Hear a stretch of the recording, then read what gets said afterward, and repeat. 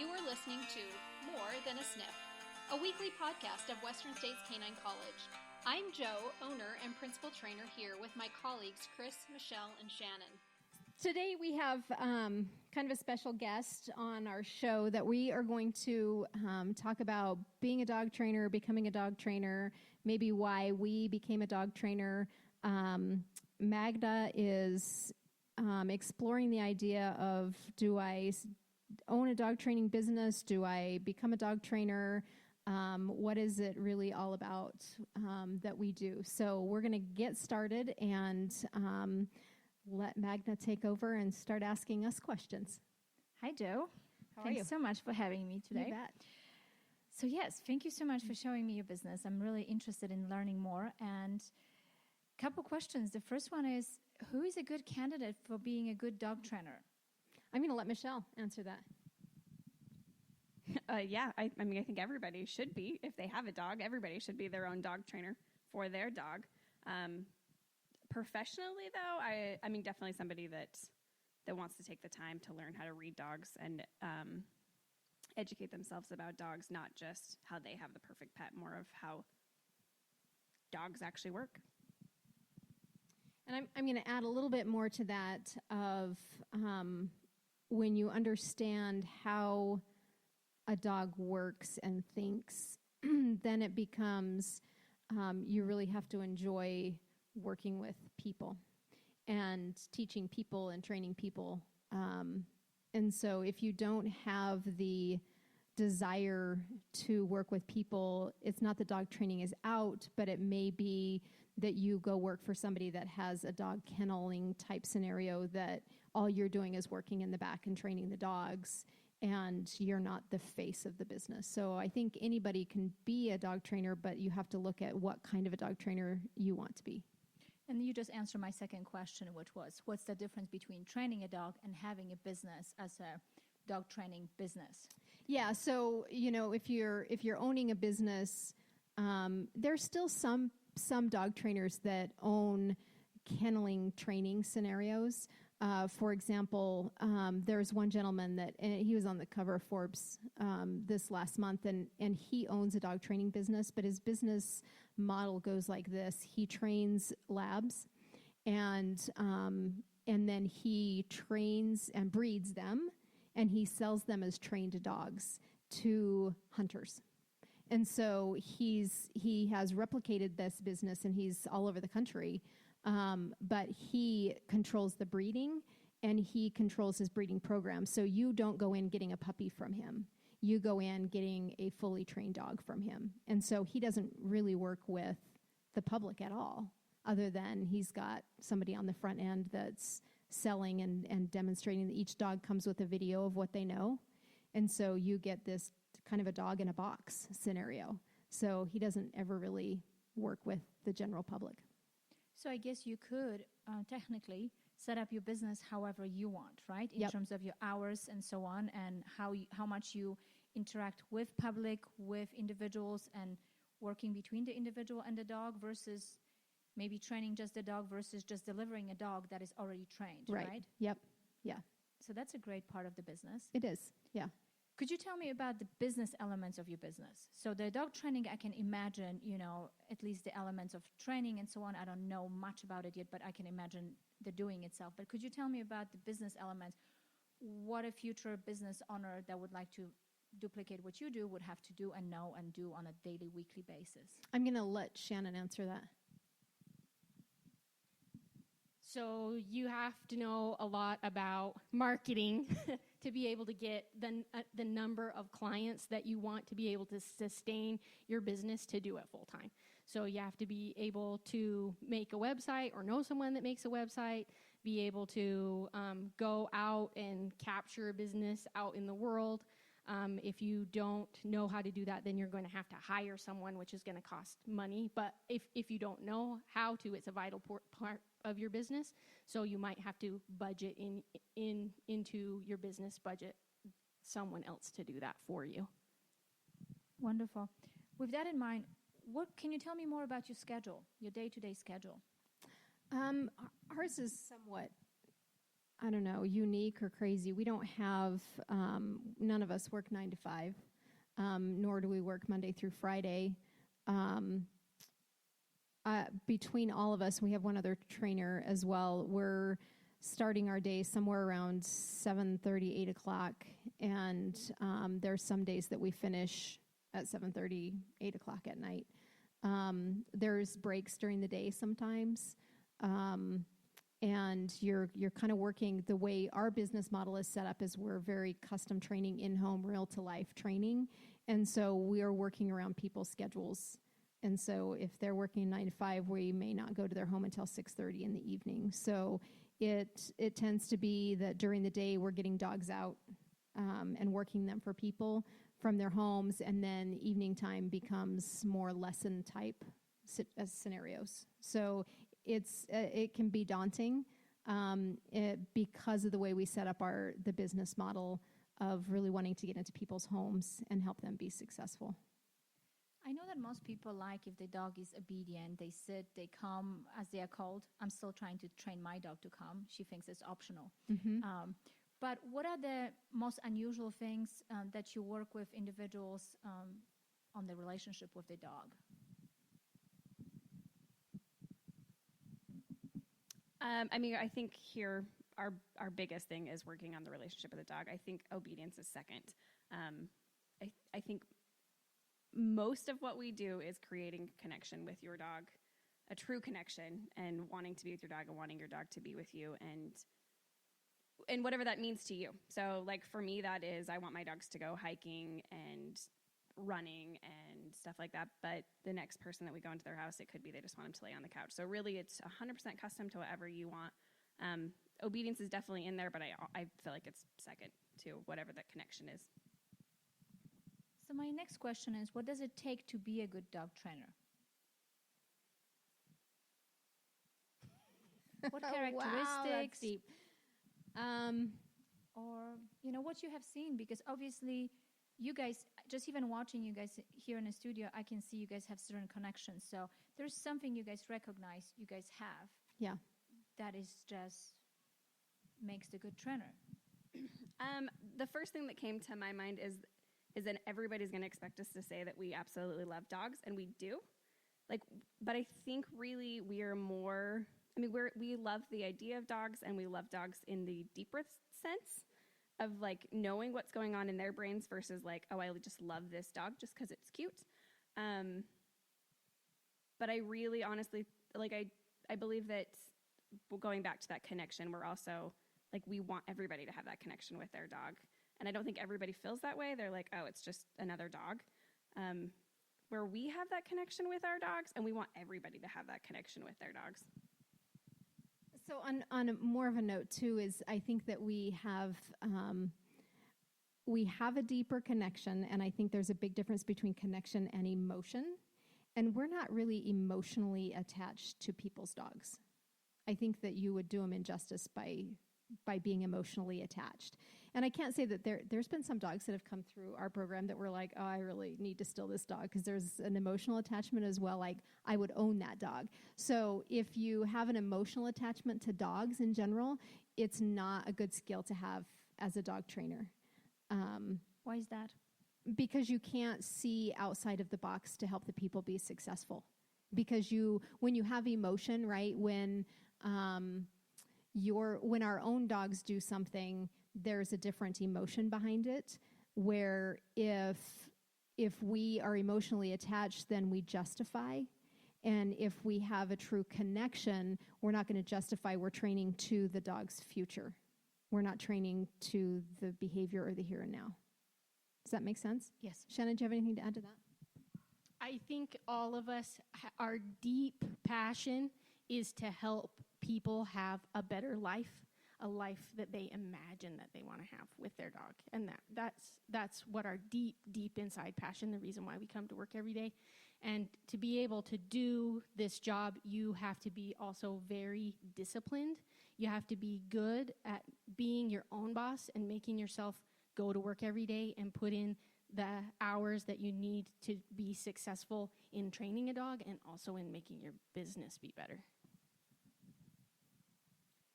So They are in business or in exploring anything. They are the basic questions that we all know to ask, right? The schedule, what does it take, and so on. But they are the questions we don't know yet to ask. Usually you have to be in a business for about 3 to 6 months to see, oh, I didn't know about this, right? Right. What are the surprise elements of your business that you discovered as you got into business, as you start growing? And this question is for all of you because obviously, Joe, you have been in this business for years. Michelle, you are newer to it. So I would love to hear from all of you. What were the surprises that you like? That's a new thing. I'm really trying to think, honestly. I came into this pretty slowly. So I think that there was no really big surprises because of that. And not necessarily in a negative way, something Right. that maybe you discover between the connections, something you discover about the business. It could be anything. It surprises me that there are a lot of people that don't actually want that connection with their dog. That surprises me a lot. And it's hard for me because I'm like, oh, you could have this and you're so close and it's there. So that's something I've discovered about myself is I used to really, really love summer and I hate it now.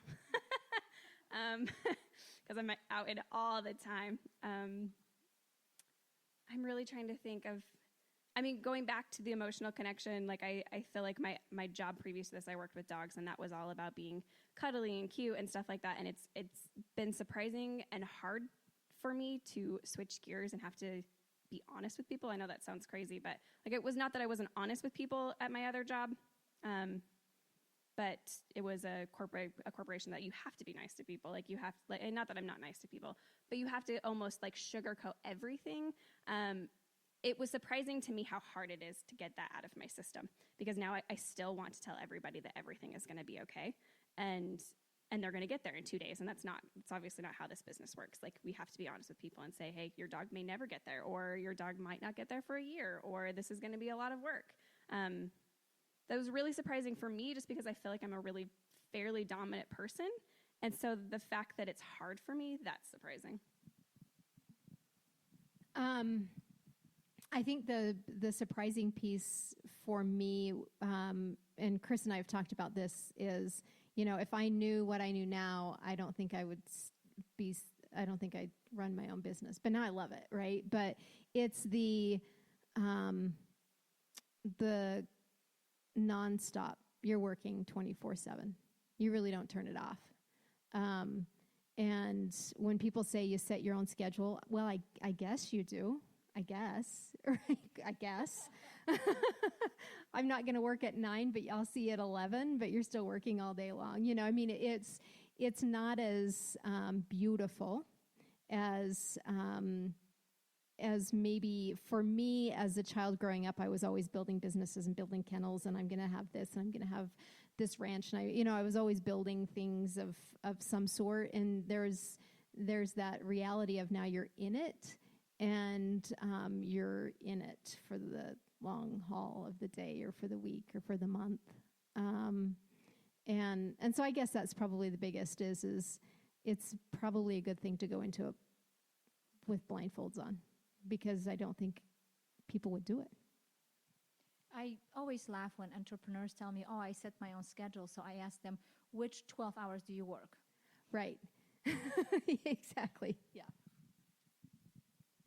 For me personally, the most surprising thing going from a 9-to-5 job, even though my job really wasn't 9 to 5, to this job, is how much I, as a person, missed being outside when I worked in an office. If you are not an outdoor person, this is not a job for you, because we're outside all day, every day, in every kind of weather. Just, like the mailman, rain and sleet and snow and whatever, we're outside working dogs. And I always, have been an outdoor person, but I didn't realize how much I missed it until I went back. So that's just like a personal thing with me. And I think business-wise, I did change a lot for flexibility of schedule because I have other business kind of things that I do. but you do not work less. You work more than if you have a 9-to-5 job. So that's the big thing. Your schedule is more flexible, but you work a lot more than you would any other kind of job, I feel like. So the next question I have, what is the average time you guys working with clients? In a day, an hour is average. In a month, average would be 4 hours. Over the lifetime of the dog, probably 8 to 12 hours. Does that feel right? So do you work with several people for 3, 6 months, sometimes a year, or what is the average in a time span, so to speak? I'm just trying to think through what you just said, Joe, and I see what you're saying right now, and yes, I think that's probably the time that we commit to training, but since I've been in this business, and I know this is for a fact for Joe, is that these people never really go away. These dogs they're all still a part of our lives, and they're still checking in on us, and they're with us, and if you really broke it down to hours in the week, we probably do work 40-hour weeks, but that's not including time on the phone and emailing and texting, and dog training is extremely emotional, even for us. How Joe is saying, we try not to get emotionally attached to dogs. It's still emotional for us because we get attached to their people as well. So I don't even know if you really can put a number on it, because I can't even tell you how many hours I sit up thinking oh my gosh, this dog, I'm so worried about him, and I'm worried about them and how they're feeling and what I did last night. And so I don't know if that's really, yes, when it comes down to training hours, I would say the average person is probably 6 to 8 hours that we put into a training plan. But yeah, because people will even, we'll get a text. Gosh, I hadn't worked with my all-time favorite bulldog, and I hadn't seen him in probably 4 years. And, they just sent me a text and said, I don't know if you remember us, but, he died of a tumor, and he wasn't all that old. So, they still connect to us. They still feel like we're so much of their family that we should know of their sad things and their joys. Because I get pictures of successes, and so, actual time spent to actual, how long are people with us? I agree, Michelle. Yeah. Wonderful. You mentioned that you guys have different trainers with different skills for different activities. Could you tell me more about that? Yeah, so as everybody progresses through the system, Melissa, who's just brand new out of the gate, is, she's kind of the hands on the ground, not working with clients yet, but working on her dog skills and building confidence in dogs that we have been working for quite some time. So the dog is more calling her out on if she really knows what she's doing or not. To, Michelle, who, can go into and do pretty much everything and into behavioral things unless it gets super deep, and then we tag team. If we've got a severe dog and severe family, Michelle and I will typically tag team that, just because it's hard to take it on yourself when you may have dealt with an aggressive dog, or you may have dealt with emotional people with a different behavior. But when you mix severe aggression and severe emotional draining from families, it's a whole different element. So that's kind of where we're at. Shannon is really our backup person to go, hey, our clients that are long timers with us, that they want us to come out and just, work, keep their dogs tuned up. That's kind of where Shannon's at, because Shannon does a lot of the back end and office stuff. So you guys not only train the dogs, but work like psychologists between the humans and the dog. Yeah, sometimes it's family counseling. Sometimes I've been in homes that it really is, they're on the verge of divorce over the dog, and you work through it. It's kind of a crazy thing, but you work through it. And sometimes it works out, sometimes it doesn't. And sometimes it's just better all the way around. But yeah, I mean, I think, Michelle, you just had a lesson this last week that was probably a lot of counseling. It was a very emotional lesson for sure. It was a lot of, they are newlyweds and they had just gotten this dog, and it was a bit of a, hey, let's take a breath away from the dog and let's just talk about you guys and like getting you guys back to your normal lives as well. So Do you guys help for people who don't have a dog or who prepare for having a pet? Do you guys help them maybe choose and verify which animal, what type of animal will be best for them in terms of personality, breed? We do. It's actually one of our favorite things that we don't get to do a whole lot, and it's something that we actually offer for free because we see the value in getting the right dog in the right home. And the reason why we don't get the opportunity to do it a lot is culturally, well, you just go get a dog. We want a dog, we're going to go get a dog. Or we're going to go to college and get a dog and then bring it home to mom and dad because we realize that it doesn't really fit in our lives. So now mom and dad have this dog and that happens probably a lot, actually. I mean, as we head into college season, I can pretty much guarantee that after first semester, I get a fair amount of calls of parents that the child has now brought the dog home. And I guess I say child lightly, the young adult has brought the dog home. So it's just not the norm to seek out the educational side of dog selection. And what is fascinating to me is in the horse world, boy, that's like work with a trainer, find a trainer, have your trainer ride the horse before you buy it, go to the vet before you buy it. And it's not like that in the dog world. Like, it's a cute puppy, you just get it, and somehow it's going to work out. So it's culturally, that's not the norm. And then it doesn't work out, right?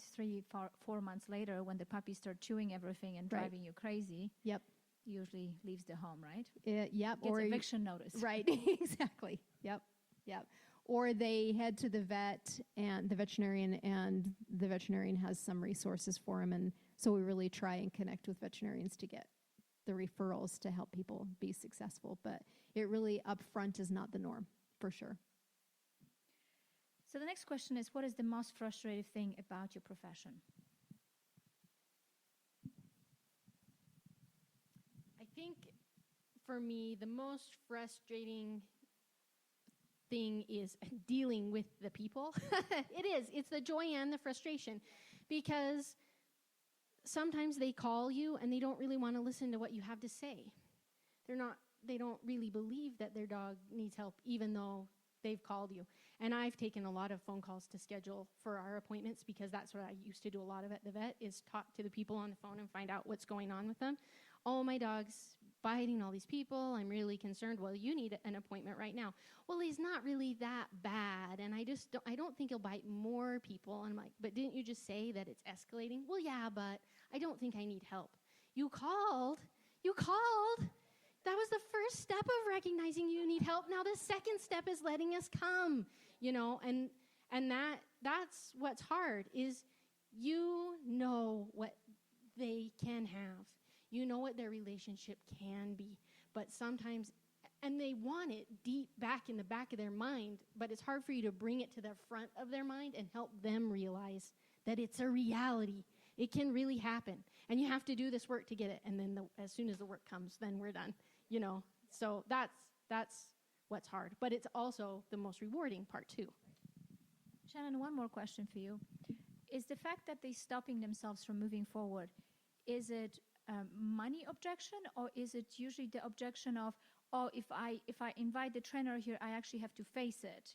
It's not just... Maybe, and since a lot of people don't contact us first, as we already talked about, they've gotten advice from somebody else to call us. They haven't adopted totally this idea that they need help.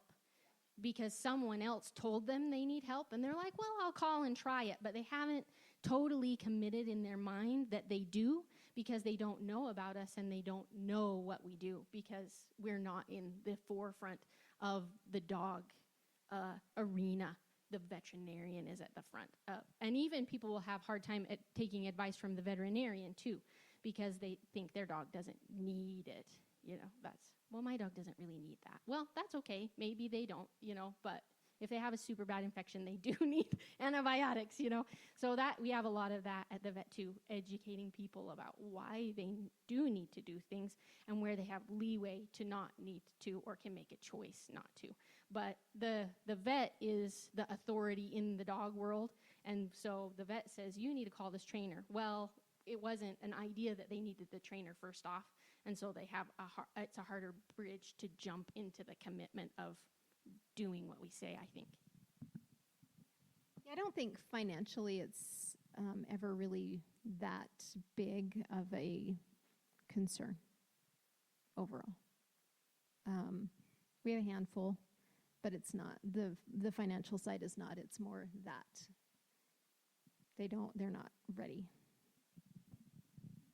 I don't think it's a financial thing, because there's trainers out there that will charge you $10 an hour, like, that you can find, that if they really need help, you know what I mean? But I think some people are just embarrassed about it. And it's the weirdest thing ever. And I will admit, I was probably one of those people when I first called Joe 10 years ago.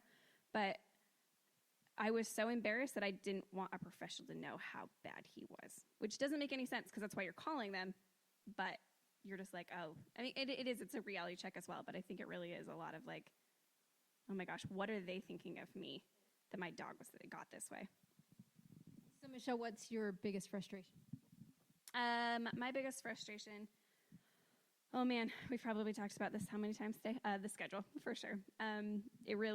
It's nice because you really can make your schedule, and I can go to the doctor at noon on a Monday if that's when they're open and stuff, I do get to schedule things that way. But we really never turn this off. Even on the weekends, and I do take most weekends off, but I still have dogs in my house. And so it puts us a thing on our schedule, not even just that like we can't go out and have fun at night and stuff like that on Saturday night, because we have dogs that we have to get home and feed and stuff. So I think definitely the schedule.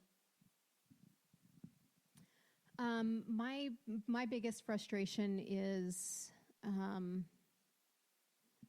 probably more on the business side too, along with Michelle, is balancing out the schedule. And I feel like we're getting closer to managing and doing better, but as a dog trainer, especially when you're starting out, it's yes, yes, yes, yes, yes, yes, and so then you start saying no, and you see things decline a little bit, and then you're like, oh, okay, yes, yes, yes, so the schedule can really, I think that's probably the biggest frustration. So since you guys all invite also dogs to your house, did you guys ever have a problem with your neighbors? No, because we're dog trainers. I actually have a really funny story that I'm going to share. One of the dogs that we were watching one time got into my neighbor's yard through our fence, and my neighbor brought him back, and I was so embarrassed about it. I was like, oh my gosh. But no, that's the only problem I've ever had. And the fence has been fixed, and everything was fine. Nothing happened. But he brought the dog to the front door, and I was like, did she get out? Like, what happened? And he was like, oh no, she was just in my backyard. I'm like, oh my gosh, how is this even possible? But no, actually, I've had actually really great neighbors, so. I think we're all kind of established here long enough before everybody else, but on top of it, we really have zero tolerance, because that's what we have to do. That's why the dogs are with us, is they're naughty, and we have to stay on top of it. And we have, they need to go home better than what they came. And so that really is, we really don't allow bad behavior. How do you train the humans on the transition? So I understand that dogs sometimes comes to you and you train them. How do you then train the humans to then follow your lead, follow what you train the dog on? Yeah, that's good. I'm going to let Michelle finish that thought process, and then I'll. Oh, I was just, are you talking about the neighbors and stuff? Oh, I was just going to say, I bet you at least once a day my husband asks me, to go get the dogs because they're barking, and I tell him it's not our dogs, it's the neighbor's dogs, because we don't allow that. I really bet you once a day he is like, Michelle, the dogs are barking, and I'm like, nope, they're all just sitting right here being good. Yeah, so we don't have, it's not loud. And we're very respectful about time and making sure that everybody's in, we're not out at midnight with the dogs at all. There's definitely a routine and schedule. So back to how do we transition a dog from the board and train scenario to home. And we do a series of lessons at home after they've been with us to transition them back home. So my last question is, what do you love the most about your job? I genuinely just like helping people. I worked at the veterinary office for 9 years, because I love that. I love helping people. And at the vet, when you help the people, it doesn't really make a difference in their life, I mean, you help their dog get better, and that's all well and good, but it doesn't change their life. And this helps them in a way that would change their life forever, and that's why I love it. I love it really for the same reason, Shannon. I think that, we really love to watch that joy that, and for me, myself, it's hearing those successes. It's hearing life. Dogs really do change your life, and dogs can really add such a valuable part of life that you never really thought that you had. And dogs bring out every emotion that you really never thought you had, more than living with another human being. And so that really, I love the people's change in life when everything comes together. I could probably talk about my job all day. I actually really love my job. I would say maybe twice a month there's a day that I'm like, oh man, I don't want to do this anymore. And it really is like a hot day that I'm just like, I just can't walk another dog. But there's so much I love about it. Even though I said I hate summer, I absolutely love being outside. Ask my husband, even every night, even when it's 100 degrees, we still eat dinner outside. I have no idea why, because I'm always so exhausted when I get home that like when I first get home, the last thing I'm like, I want to do is go outside, but then we always eat outside. So I love being outside. I love working with the dogs. I love working with puppies, and I love it because I love like the first time they learn how to like actually lay down without you like asking. Like I love that feeling that you're like, oh my gosh, you get it. Like I love that feeling, and I love watching people get that feeling about their dogs. And I love going in like from the first day to the last day, like the last day, how different their dogs are. Like I feel it, they feel it. The whole house is different. The psychology part, like you can just feel the whole family just like breathe lighter when you go in for the last time. Like it's just like, oh my gosh, I made a difference. And I have a really strong connection with at least one of my dogs, like a really strong connection. And I love seeing that when that happens to somebody else.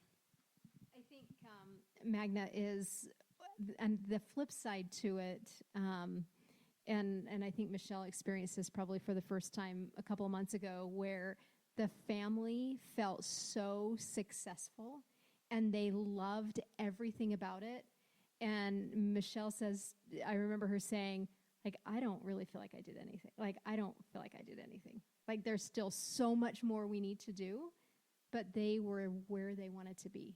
And so it's kind of weird when, we go in with these high expectations, and the owners are like, thank you so much. And we're like, wow, we still feel like a failure, because we didn't get where we wanted to be, but it's where the owners wanted to be. So it's kind of a funny thing to feel when you're like, wow, we're like 25% there, and the owners are completely happy. And that's great, and it's good. You exceeded their goals, but it's a funny feeling to have when you're not quite sure that you accomplished anything. Well, I know you guys accomplished a lot because you also trained my dog. So I was ecstatic when she came for the first time. Like, oh, it's not optional. Yes, you're coming. That's great. Yeah. Great news for both of us. Yep. Anything else? Well, one other things. Like I said, there are things that we don't know to ask. What other things should I know about the business before I get into it? Is there something else I didn't ask yet or we didn't discuss? I think that you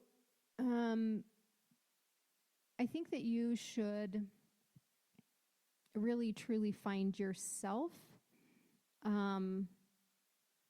before jumping into the world of dog training. And I say that because at the end of the day, you can't lie to the animals.